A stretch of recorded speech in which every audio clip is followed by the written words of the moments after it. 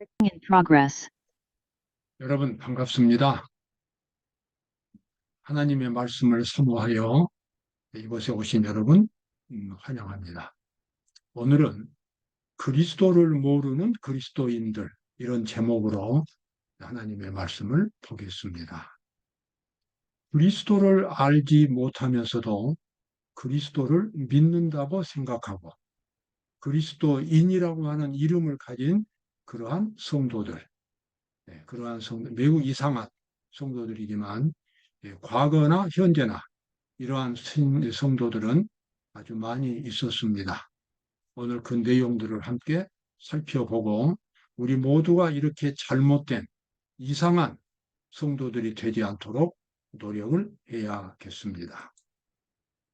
자, 마태복음 25장 11절에 나와요. 12절. 대답하여 가로되 진실로 너희에게 이르노니 내가 너희를 알지 못하노라 하였느니라. 예수님은 예수님의 재림을 준비하는 그 방법을 가르치시면서 열 처녀의 이야기를 하셨습니다. 10명의 처녀들이 그 당시 결혼 풍습에 의하여 처녀 집에서 신랑이 오기를 기다리고 있었습니다. 그런데 신랑이 밤중까지 오지 않았어요.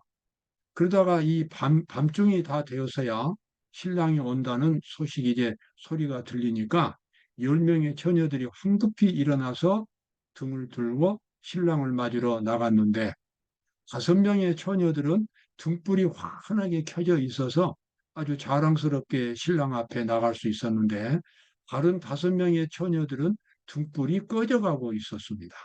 그래서 부끄러워서 급히 가게에 가서 기름을 사가지고 와서 이제 신랑 그 혼인식 집에 왔는데 신랑이 문을 열어주지 않는다는 내용입니다.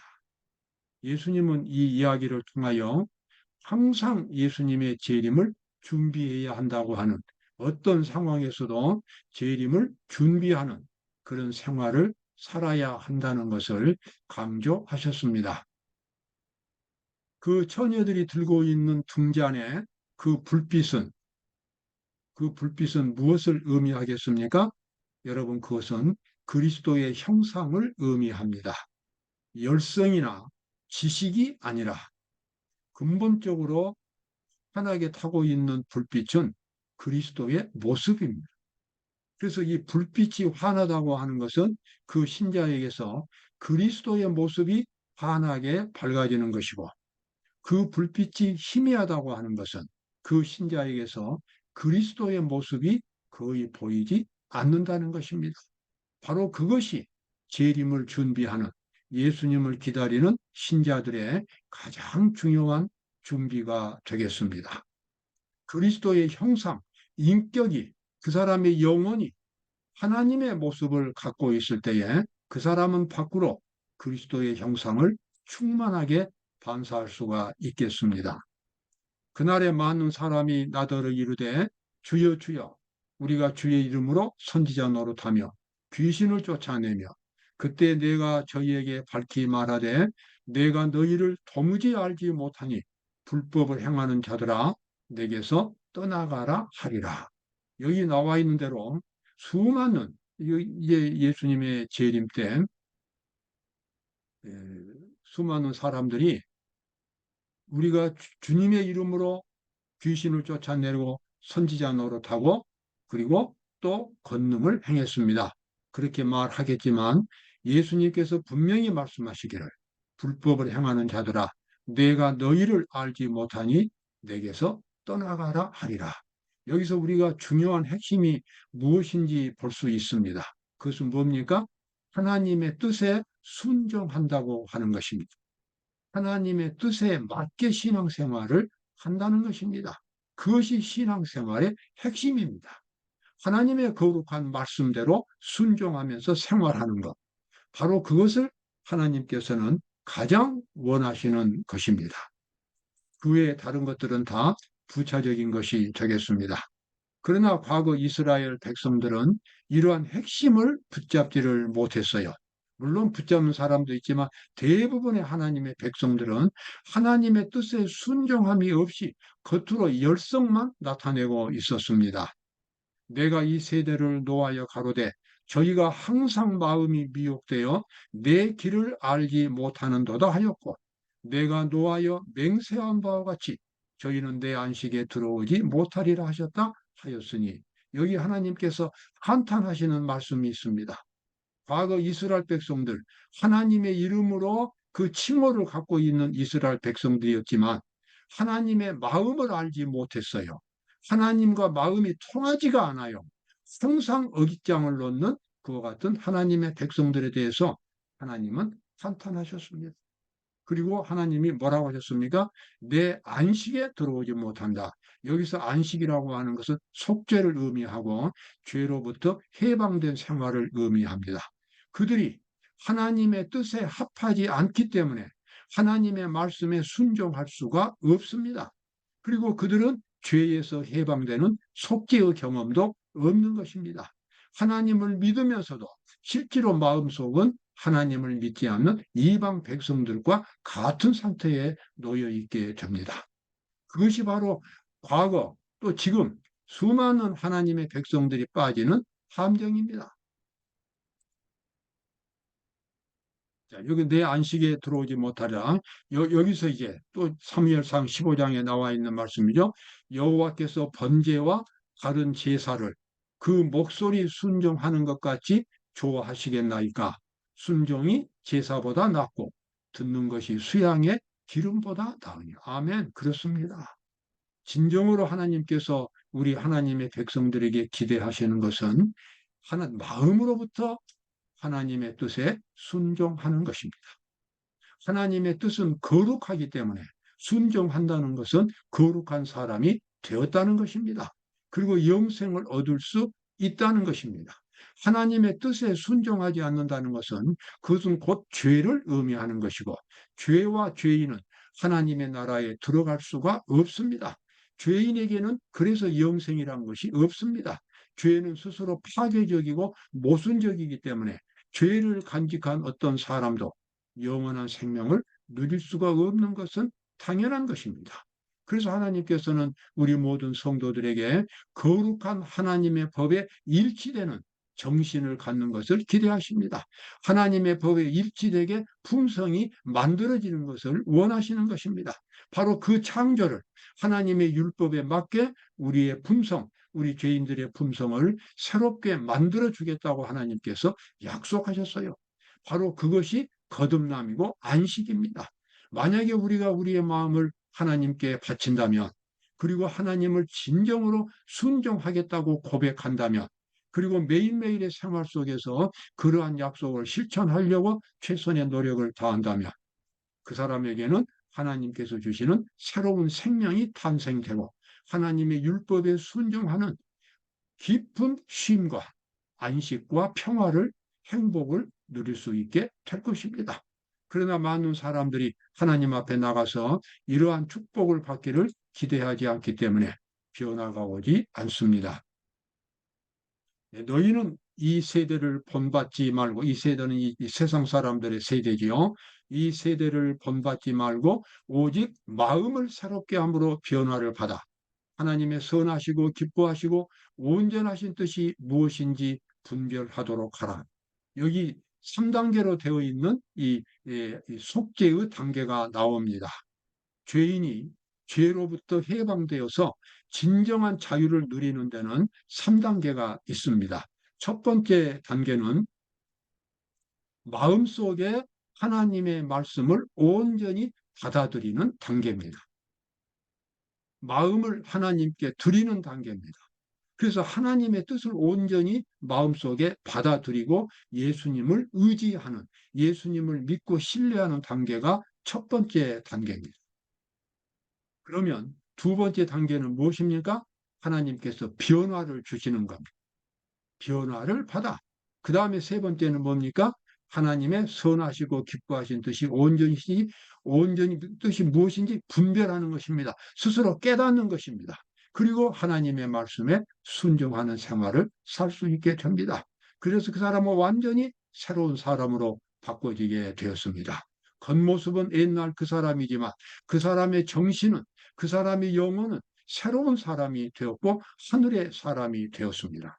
첫 번째 단계가 뭡니까? 마음을 새롭게 하는 것입니다. 두 번째 단계는 하나님께서 창조해 주시는 단계입니다. 그 다음에 세 번째 단계는 이제 생활 속에서 하나님의 뜻이 무엇인지를 경험하면서 알고 믿음으로 죄를 극복해 가는 승리하는 생활을 사는 것입니다. 누구든지 이 일은 어떤 특별한 기능이 있는 사람만 하는 것이 아닙니다. 과거에도 하나님을 만났던, 그리스도를 만났던 수많은 사람들은 다 가난하고 무식한 사람들이었습니다. 그 사람들이 예수님을 만나고 기적을 경험하고 구원을 경험했어요. 여러분, 지금도 마찬가지입니다. 우리가 예수님을 만난다는 것은 아주 단순한 공식입니다. 만난다는 것은 마음으로 만나는 것이기 때문에 내가 시간을 내서 하나님과 예수님 앞에 가서 마음을 드리는 것입니다. 성경 말씀을 공부하면서 내 마음을 그 성경 말씀에 일치시키는 겁니다. 그리고 그 말씀을 가지고 예수님 앞에서 기도하면서 이 말씀의 뜻대로 내가 살겠다고 예수님 앞에 고백하고 약속하는 것입니다. 그렇게 하면 마음속에 새로운 마음이 생기고 새로운 창조가 일어나게 되겠습니다. 그렇게 함으로써 이제 그 사람은 하나님의 뜻에 순종하는 생활을 살 수 있게 됩니다. 자, 여기 예수님은 아주 쉽게 그 이치를 설명하셨어요. 이와 같이 좋은 나무마다 아름다운 열매를 맺고 못된 나무가 나쁜 열매를 맺는다. 이 신앙에 대한 이야기입니다. 우리가 하나님의 뜻에 순종하려면 그 거룩한 하나님의 뜻에 일치되는 그러한 사람으로 먼저 변화되어야 하는 것입니다. 나무가 좋으면 좋은 열매가 나오고 나무가 나쁘면 나쁜 열매가 나오듯이 순종이라고 하는 것, 우리가 신앙생활 하는 것은 마음의 변화부터 시작이 되는 것입니다. 하나님의 법에 순종한다는 것은 행동으로 나타나기 이전에 이미 마음의 상태를 표현한 말입니다.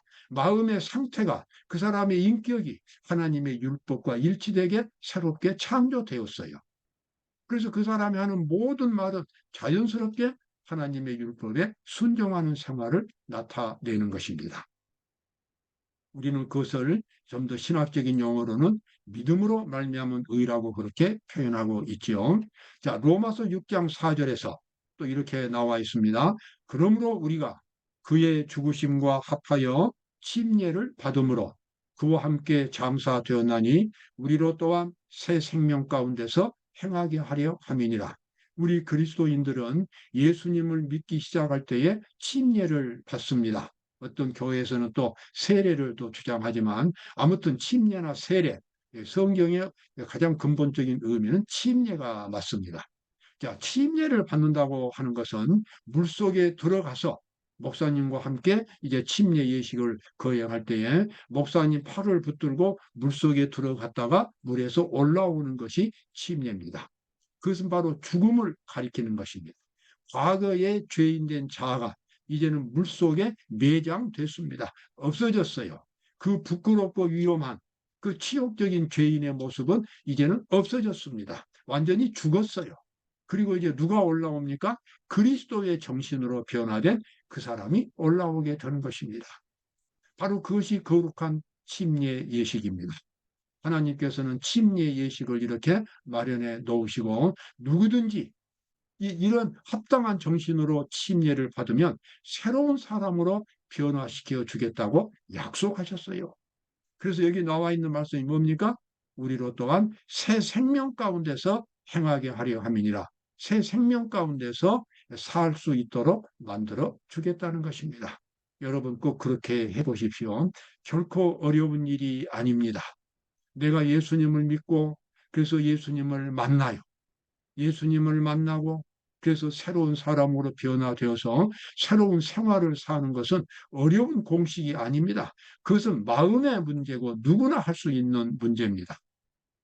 이 예수님께서 지상에 계실 때에 예수님을 만난 사람들은 다 유식한 사람들이 대부분 아니었습니다.